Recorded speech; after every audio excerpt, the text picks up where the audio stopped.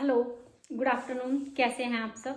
चलिए शुरू करते हैं हम एक नए टॉपिक के साथ जो कि है जेंडर, स्कूल एंड सोसाइटी के सब्जेक्ट से। हम अपने आसपास बहुत सारी चीज़ें देखते हैं। आप अपने घर में देखते होंगे, आस पड़ोस में, स्कूल में, सब जगह आप ये देखते होंगे कि कुछ हमारे रोल्स हैं, रिस्पॉन्सिबिलिटीज़ हैं, हमारी कुछ गुण हैं जो कि फिक्स से कर दिए गए हैं, निर्धारित से कर दिए गए हैं। जैसे कि लड़की होने के नाते मुझे क्या करना चाहिए, क्या नहीं करना चाहिए, मुझे कैसे दिखना है, उठना है, बैठना है, कैसे बोलना है, ये सब कुछ जो है वो निर्धारित कर दिया गया है। और अगर मैं वैसा नहीं कर पाती हूँ तो एक क्वेश्चन मार्क मेरे ऊपर लग जाता है कि मैं ठीक तरीके से बिहेव नहीं कर रही हूँ, ठीक तरीके से उठती बैठती नहीं हूँ। ठीक उसी तरीके से जो लड़के हैं उनके लिए भी बहुत सारी चीज़ें जो हैं वो फिक्स कर दी गई हैं। जैसे कि उन्हें भी कैसे करना है, कैसे दिखना है, एग्रेशन होना चाहिए उनके अंदर, उन्हें कमा कर लाना है। ये सारी चीज़ें जो हैं वो फिक्स कर दी गई हैं। ठीक है, फिक्स कर दी गई है। ये जब तक ऐसे ही चलती हैं, नॉर्मल रूटीन में है, कोई बात नहीं है। लेकिन जब इनमें किसी भी तरह का अगर बदलाव होता है और बदलाव स्वीकार नहीं किया जाता, मान लिया मैं हूं और मैं कुछ ऐसा, मेरे अंदर कोई गुण मैं चाहती हूँ, ऐसा कोई काम करना चाहती हूँ जो कि सोसाइटी फीमेल्स के लिए ठीक नहीं मानती है, तब वो कंसर्न बन जाता है मेरे लिए कि क्यों, एक क्वेश्चन मार्क है मेरे माइंड में कि उस समय कि क्यों मैं ऐसा क्यों नहीं कर सकते। तो जो जेंडर है, जेंडर जो इश्यूज हैं, इश्यूज का मतलब अगर हम देखें तो मुद्दे जो हैं, मुद्दों का मतलब ही होता है, इसको हिंदी में हम क्या कहते हैं, मुद्दे बोलते हैं। मुद्दों का मतलब होता है कि कुछ समस्या है, कोई प्रॉब्लम है, कोई डिस्क्रिमिनेशन हो रहा है, यानी कि कोई भेदभाव हो रहा है। वो अलग अलग एस्पेक्ट में हो सकता है ये भेदभाव, जैसे कि सामाजिक स्तर पर हो सकता है, इकोनॉमिक स्तर पर हो, आर्थिक स्तर पर हो सकता है। मुझे बहुत सारे संसाधनों का उपयोग नहीं करने दिया जा रहा है, मुझे बहुत सारे काम नहीं करने दिए जा रहे हैं। जो पॉलिसीज़ हैं वो इस तरह की बना दी गई हैं कि वो उस अंतर को बढ़ा रही हैं। तो इसका मतलब वो इश्यूज़ हैं, वो मुद्दे बन गए हैं, और मुद्दे हैं तो उन पर बात करी जानी चाहिए, तभी उनका सॉल्यूशन निकलेगा। तो आज का हमारा जो टॉपिक है वो टॉपिक है जेंडर इश्यूज और issues related to masculinity and femininity. देखो, अगर हम जेंडर को देखें तो जेंडर जो है वो बायोलॉजिकल नहीं है, सोशल है। सिर्फ दो ही काम इस संसार में बायोलॉजिकल हैं, जो शरीर आधारित हैं, बायोलॉजी आधारित हैं। जैसे कि औरत ही बच्चे को जन्म दे सकती है और वही उसे दूध पिला सकती है, भगवान ने उसको नवाजा है इन उससे। लेकिन बाकी खाना भी वही बनाएगी, घर की साफ सफाई भी वही करेगी, इसका तो बायोलॉजी से कोई लेना देना नहीं है। पुरुष ही बाहर जाकर कमा कर लाएगा, ये भी उसकी बायोलॉजी से कोई लेना देना नहीं है। तो ये मुद्दे हैं जिन पर बात करनी बहुत ज़्यादा जरूरी है। जेंडर को हमने पढ़ा था, सोशल कंस्ट्रक्ट है, पुरुष और औरत होने के नाते क्या मेरा कार्यभार रहेगा, क्या से मुझे करना है, क्या नहीं करना है, वो जेंडर है। अगर हम मास्कुलिनिटी और फेमिनिटी को देखें तो मास्कुलिनिटी भी यही है कि पुरुष होने के नाते आपको क्या करना है, क्या नहीं करना है, कैसे रहना है। जैसे कि आपके अंदर एग्रेशन होना चाहिए, आपकी मस्कुलर बॉडी होनी चाहिए, गठीला शरीर होना चाहिए, वो है फेमिनिटी है। औरत होने के नाते मुझे क्या करना है, क्या नहीं करना है, वो फेमिनिटी है। तो अब हम बात कर लेते हैं मुद्दों की। तो gender issues is not same as women's issues. ये वीमेन के मुद्दे नहीं है कि औरतों के साथ ये हो रहा है, औरतों के साथ वो हो रहा है, पुरुषों के साथ भी बहुत सारा अन्याय हो रहा है। हम जेंडर इक्वालिटी की बात करते करते हम एक को समान लाते लाते दूसरे को असमान करते चले जा रहे हैं। ये तो मतलब ऐसा तो नहीं हो सकता ना कि हम ये कहें कि वीमेन इनइक्वालिटी थी, अब हम उनको इक्वल करते हैं और पुरुषों को हम अनइक्वल कर देते हैं, उनके साथ अन्याय कर देते हैं। समाज में बहुत कुछ देखने को मिलता है। जैसे स्कूल में होता है ना, लड़कियों को बहुत प्यार से एक टीचर बुलाता है, अब कोई प्रॉब्लम है बेटा, हाँ जी बेटा बताओ क्या बात है, और लड़कों को ओए इधर आ, ऐसे हम बात करते हैं। तो ये कहीं ना कहीं इनइक्वालिटी है जिससे लड़के आजकल जूझ रहे हैं। तो हम सिर्फ लड़कियों की प्रॉब्लम पर बात नहीं करेंगे, हम बात करेंगे दोनों की समस्याओं पर। तो जो जेंडर इश्यूज, कौन कौन से जेंडर इश्यूज हैं? नंबर 1 अगर हम बात करते हैं तो जैसे rigid gender roles, rigid gender roles यानी कि जो लिंग संबंधी रोल हैं, जो लिंग संबंधी भूमिकाएं हैं वो लचीली नहीं हैं, उन्हें फिक्स कर दिया गया है। समाज में पहले से ये तय कर दिया गया है कि पुरुष या महिलाएं क्या क्या करें। जैसे लड़के घर चलाएंगे, बाहर जाएंगे, कमा कर लाएंगे, लड़कियां घर रहेंगी, घर संभालेंगी, बच्चों का पालन पोषण करेंगी। ये डिस्क्रिमिनेशन है। आज दुनिया बदल रही है, पढ़ाई लिखाई हो रही है, सब हो रही है, तो कई बार ये जो इस तरह की सोच होती है, मान लिया मैं पढ़ी लिखी हूँ, मैं बाहर जाकर काम करना चाहती हूँ, लेकिन अगर मेरे ऊपर ये बंदिशें लगा दी जाएं कि नहीं तुम बाहर जाकर काम नहीं कर सकती हो, तुम्हें घर का ही काम करना पड़ेगा, तो फिर ये मेरे साथ डिस्क्रिमिनेशन है। आज भी समाज में ये डिस्क्रिमिनेशन प्रचलित है। दूसरा हमारा इशू है इमोशनल एक्सप्रेशन, इमोशनल एक्सप्रेशन या हम कह सकते हैं issues related to emotional expression. समाज में क्या जो लड़के हैं उनको हमेशा डिस्करेज कर दिया जाता है कि वो अपनी जो फीलिंग्स हैं, जो भावनाएं हैं, उनको जाहिर ना करें, जाहिर करने से रोका जाता है।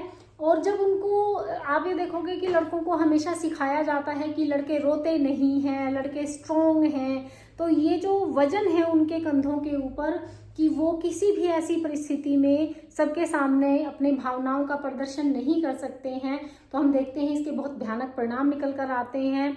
हम देखते हैं कि ज़्यादातर जो हृदय संबंधी बीमारियां हैं वो पुरुषों को इसीलिए ज़्यादा होती हैं, महिलाओं के कंपैरिजन में मेंटल हेल्थ इश्यूज हो जाते हैं, बहुत सारे तनाव से लड़के जूझते हैं। इसी तरीकों से एक मुद्दा है जो महिलाओं से रिलेटेड है।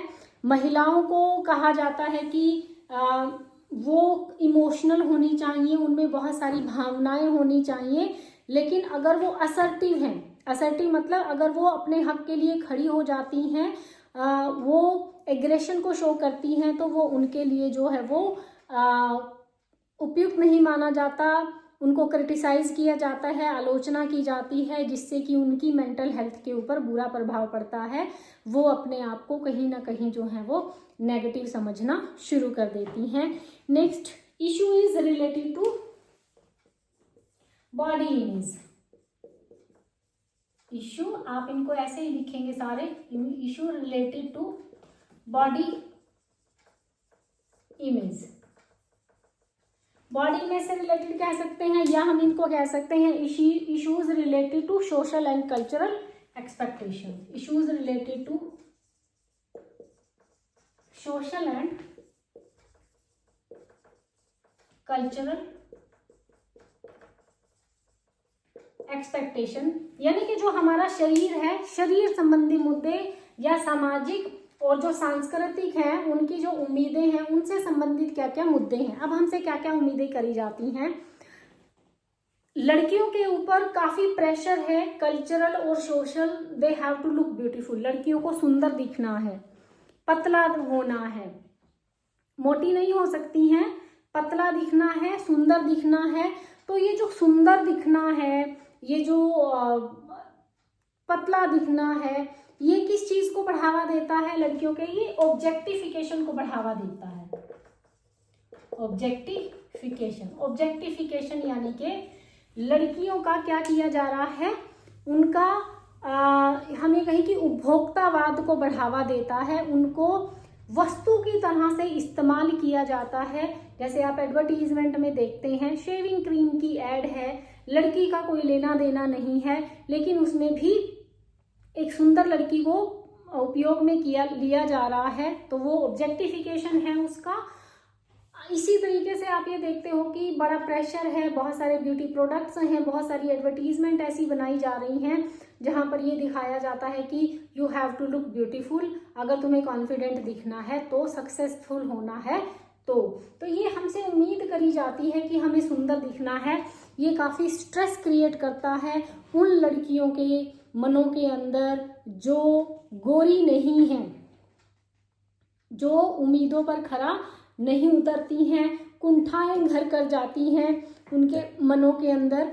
इसी तरीके से लड़कों के ऊपर भी प्रेशर है, उनकी बॉडी कैसी होनी चाहिए, मस्कुलर बॉडी होनी चाहिए उनकी, और एग्रेशन होना चाहिए उनके बिहेवियर में। और जो सोशल मीडिया आजकल चल रहा है वो इस विचार को कहीं ना कहीं बढ़ावा देता हुआ नजर आता है। ठीक है, नेक्स्ट जो हमारा इश्यूज है that is toxic masculinity. Toxic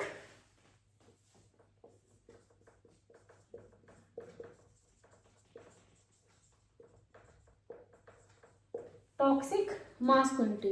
toxic masculinity का मतलब क्या है? टॉक्सिक मास्कुलिनिटी का मतलब है एक ऐसी सोच, जहां एक ऐसी सोच को बढ़ावा दिया जाता है लड़कों के अंदर कि वो ताकतवर होने चाहिए, उन्हें गुस्सा दिखाना आना चाहिए। एक लड़का जिसका स्वभाव जो है वो बहुत कोमल है, जिसकी बॉडी मस्कुलर नहीं है, बहुत सॉफ्ट नेचर का है, इमोशनल है, उसका मजाक बनाया जाता है कि क्या लड़कियों के जैसे दिखता है, क्या लड़कियों के जैसे रोने लग जाता है। तो ये मुद्दा है, क्यों नहीं वो कर सकता? अगर उसे रोना आ रहा है, अगर उसे दुख तकलीफ है तो वो क्यों नहीं कर सकता? तो ये जो टॉक्सिक मास्कुलिनिटी एक ऐसी सोच को बढ़ावा देती है कि लड़कों को गुस्सा ताकतवर ही होना चाहिए, उनको गुस्सैल ही होना चाहिए, अगर वो है तो ही मर्दानगी की निशानी है, अदरवाइज तो वो औरतों के जैसे व्यवहार कर रहे हैं। इससे होता क्या है? जब हम लड़कों के अंदर ऐसे गुण डालते हैं तो इससे होता क्या है? प्रेशर है, परिवार से दूर होते चले जाते हैं, अलगाव बढ़ता है उनका। इसके अलावा घरेलू हिंसाएं बढ़ जाती हैं, है ना। एग्रेशन करना सिखा रहे हैं, गुस्सा सिखा रहे हैं, ताकतवर होना सिखा रहे हैं। ताकतवर वहाँ पे दिखाते हैं कि दूसरों के ऊपर जोर आजमाइश करो आप, तो उससे घरेलू हिंसाएं बढ़ जाती हैं और असमानताएं बढ़ जाती हैं। परिवार भुगतता है, वो सामने वाला व्यक्ति भी भुगत रहा है जिस पर मर्दानगी दिखाई जा रही है, और वो व्यक्ति स्वयं भी भुगत रहा है क्योंकि उसके इमोशंस काफ़ी अफेक्ट हो रहे हैं। उसके ऊपर प्रेशर है अपने आप को उसी तरह का बनाए रखने का, बहुत ज़्यादा प्रेशर है उसके ऊपर। इसके अलावा हमारे एक्सरसाइज ऑफ, यहाँ पर एक लिख देती हूँ, जेंडर पे गैप। जेंडर पे गैप यानी कि जो काम है औरतों को भी और पुरुषों का जो वेज गैप है, जो काम के बदले पैसा मिलता है, उसमें काफ़ी ज़्यादा अंतर देखने को मिलता है। खास तौर से लेबर के फील्ड में जब एक महिला कहीं भी कंस्ट्रक्शन का काम लग रहा है और वहाँ पर वो मजदूरी करती है तो उसको कम पैसे दिए जाते हैं और लड़कों को ज़्यादा पैसे दिए जाते हैं। बहुत सारे ऐसे और भी फील्ड हैं प्राइवेट के, स्कूलों में और सब जगह लगभग देखने को मिलता है कि सेम काम के लड़कियों को कम पैसे दिए जाते हैं और लड़कों को ज़्यादा पैसे दिए जाते हैं। ऐसा क्यों? समान काम समान वेतन होना चाहिए, कानूनी रूप से प्रावधान भी है, लेकिन हम समाज में देख रहे हैं सरेआम ये अंतर है। जब ये अंतर होता है तो जिसको कम पैसे दिए जा रहे हैं उसकी वैल्यू कम हो जाती है समाज के अंदर। ठीक है, इसके अलावा और जो मुद्दे हैं जैसे कि एक्सरसाइज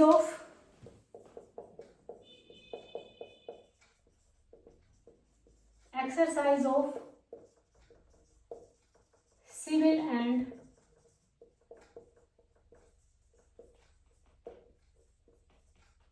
पॉलिटिकल राइट्स, सामाजिक और राजनीतिक अधिकारों का उपयोग संबंधी मुद्दा। हम देखते हैं कि लड़कों के ऊपर प्रेशर है कि उन्हीं में लीडरशिप क्वालिटी होनी चाहिए, उन्हें ही आगे बढ़ना चाहिए। अगर हम राजनीतिक अधिकारों की बात करते हैं तो हरियाणा के अंदर एक टर्म चलती है, न्यूज़पेपर के अंदर पूरा छाया था, बहुत शर्मनाक मुद्दा है अगर हम हरियाणा में रह रहे हैं, इस तरह की टर्मिनोलॉजी चलती है, that was the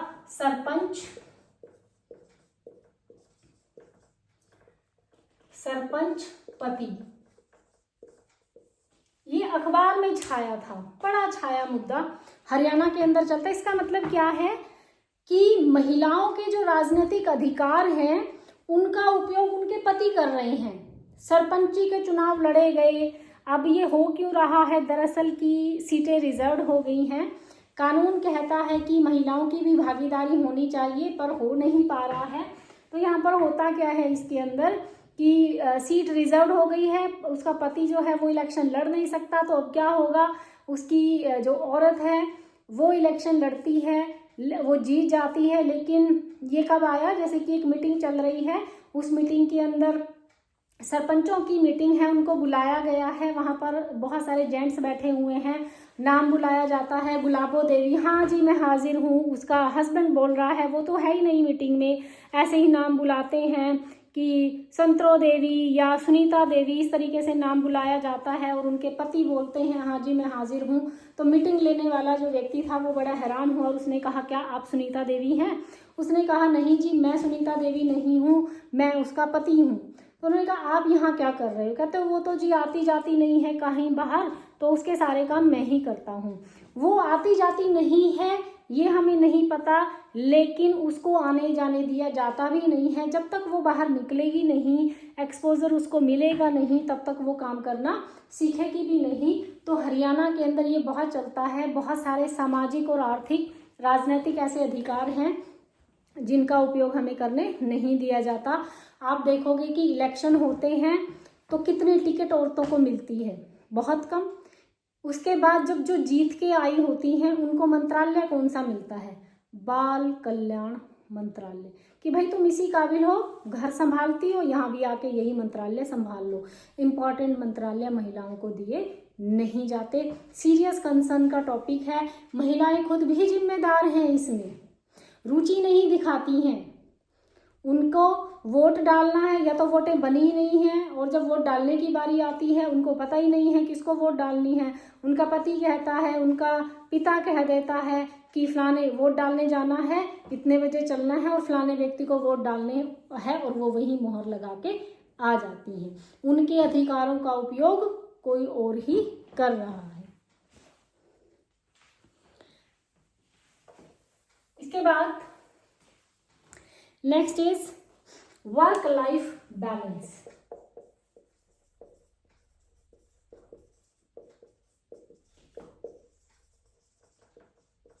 work life balance, महिलाओं के केस में अगर हम इस इशू को देखें तो महिलाएं जो हैं वो दोहरी जिंदगी जीती हैं। आसान नहीं है वर्क फील्ड की लाइफ जीना। दोहरी जिंदगी कैसे है? सुबह उठती हैं, सारे घर का काम करती हैं, उसके बाद वर्क प्लेस पर जाती हैं, वहाँ काम करती हैं, फिर से आके घर का काम करती हैं। तो दोहरी जिंदगी है, डबल जो दबाव है उनके ऊपर कार्य को करने का वो है। इसके बहुत सारे नुकसान हैं। महिलाओं का जो सोशल सर्कल होता है वो बिल्कुल ख़त्म हो जाता है। घर के बाहर की दुनिया से और उससे वो कट हो जाती हैं। जहाँ आस पड़ोस में वो रहती हैं वहाँ के लोग भी, जो महिलाएं हैं, जो घरेलू महिलाएं हैं, वो देखती हैं उनको, वो समझते अच्छा ये तो जॉब पे जाती है, तो वो भी उसको अपने सर्कल में शामिल नहीं करती हैं। वो उस सोशल लाइफ से भी दूर हो गई हैं और जिम्मेदारी उनके ऊपर डबल आ गई है, जिसका उनके मानसिक स्वास्थ्य और शारीरिक स्वास्थ्य पर बहुत ही बुरा प्रभाव पड़ता है। पुरुषों के कंटेक्स्ट में अगर हम वर्क लाइफ बैलेंस को देखें, उनके ऊपर कमाने का दबाव बहुत ज़्यादा है, कमा कर लाना है, चाहे जैसे मर्जी कमा कर लाएं, चाहे वो ओवर टाइम करें, जैसे मर्जी करें, पर कमा कर उन्हें लाना ही लाना है। और उस कमाने के दबाव में कहीं ना कहीं अपने जो घर परिवार है, उसकी जो जिंदगी है, उससे वो बहुत दफ़ा दूर हो जाते हैं। बच्चा होता है, महिला को छुट्टी मिल जाती है 6 महीने की, लेकिन अगर आदमी छुट्टी मांगता है कि भाई बच्चा हुआ है मुझे छुट्टी चाहिए, तो लोग जो हैं उसका मजाक बनाते हैं कि तुम्हें छुट्टी किस लिए चाहिए, तुम्हें कौन सा बच्चा हुआ? बच्चा तो उसको भी हुआ है ना, बेशक उसने अपने शरीर से जन्म नहीं दिया है, लेकिन उस बच्चे की देखभाल की जिम्मेदारी, घर के कार्यों में हाथ बटाने की जिम्मेदारी तो उसकी थी, जिसको कि उसे फुलफिल करने दिया नहीं जाता है। ठीक है, ये भी एक मुद्दा है कि किस तरीके से अब वो प्रेशर है आदमी के ऊपर भी है, कमाने का प्रेशर है, अपने बच्चों के जो इमोशनल मोमेंट्स हैं उनको नहीं देख पाता, उनमें शामिल नहीं हो पाता है, उसको ऐसा लगता है कि इमोशनल लाइफ पूरे तरीके से उसकी कट गई है। कैरियर अपॉर्चुनिटीज,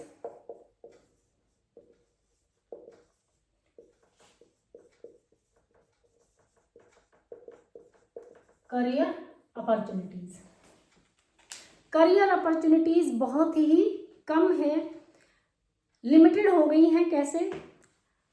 औरतों को जो नेतृत्व वाले रोल हैं उनमें आने नहीं दिया जाता है, और अगर वो आ जाती हैं तो उनको स्वीकार नहीं किया जाता। आमतौर पर आप ये देखोगे कि पुरुष जो हैं अपनी जो महिला बॉस है उसको स्वीकार नहीं करते हैं, हमेशा क्रिटिसाइज करते हैं। जब चाहे कोई पुरुष है, नकारा निकम्मा भी क्यों ना हो, बॉस है उनका, उसको एक्सेप्ट कर लेंगे, लेकिन एक महिला है, बहुत ही टैलेंटेड है, बहुत ईमानदारी से काम करती है, उसको भी स्वीकार नहीं किया जाता है। इसके अलावा जो हाई पेइंग जॉब्स हैं वहाँ पर भी औरतों की पहुँच कम होती है, से आर्मी के अंदर है या इंजीनियरिंग में है, ऐसी बहुत सारी जगहें हैं जहाँ पर महिलाओं की भागीदारी कम है। इसके अलावा पुरुषों के ऊपर भी करियर अपॉर्चुनिटीज़ जो है वो रिस्ट्रिक्शंस लगाती हैं, जैसे कि बहुत सारे ऐसे प्रोफेशन हैं, जैसे कि आप देखोगे कि receptionist, who could be a receptionist, female भी कैसी सुंदर सुंदर सी, बड़ी बनी ठनी सी, मॉडर्न सी, वही हो सकती है।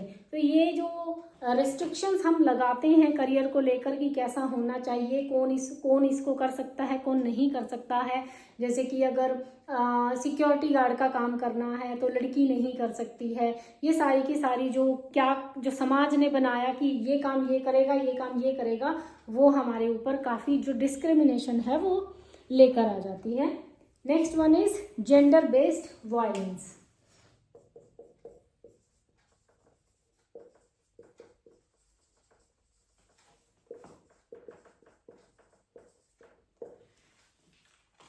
ऐसा है कि जो लिंग आधारित जो हिंसा है वो दोनों के साथ ही होती है, महिलाओं के साथ भी होती है, पुरुषों के साथ भी होती है।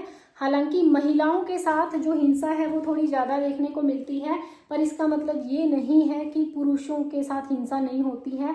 हिंसा अलग अलग तरह की हो सकती है, मानसिक, मेंटल, है ना, मेंटल हरासमेंट है, मानसिक है, शारीरिक है और लैंगिक है, यानी कि फिजिकल है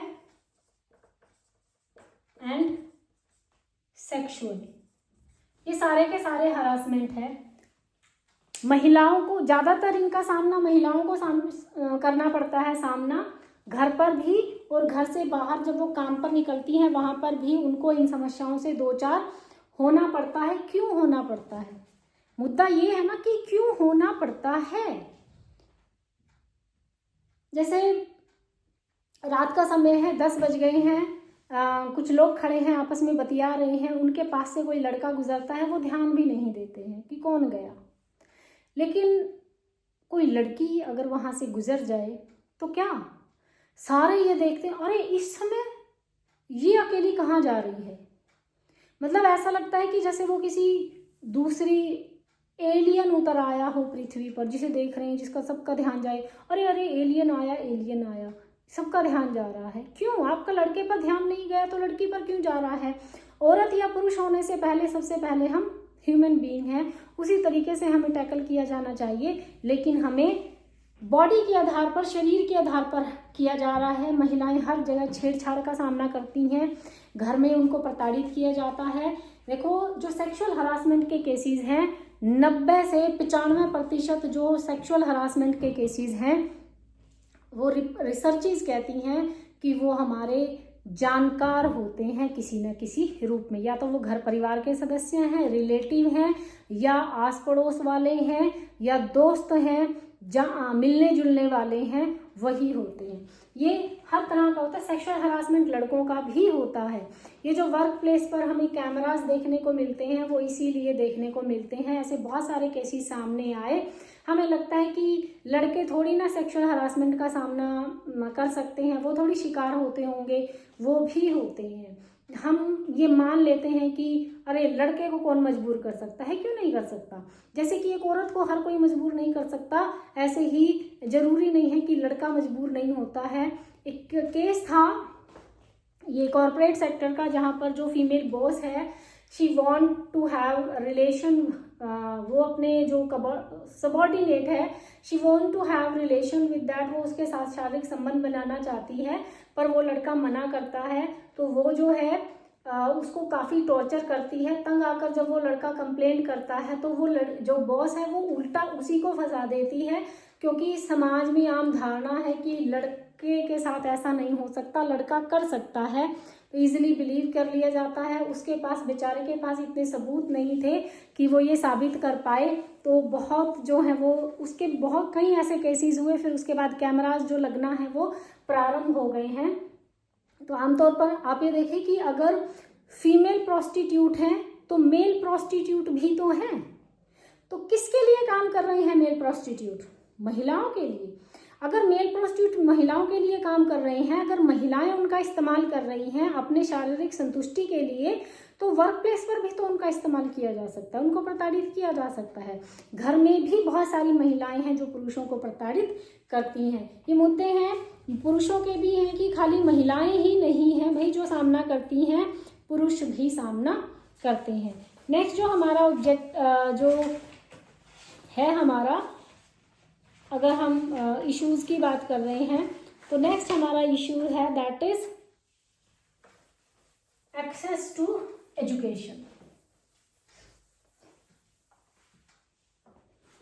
एक्सेस टू एजुकेशन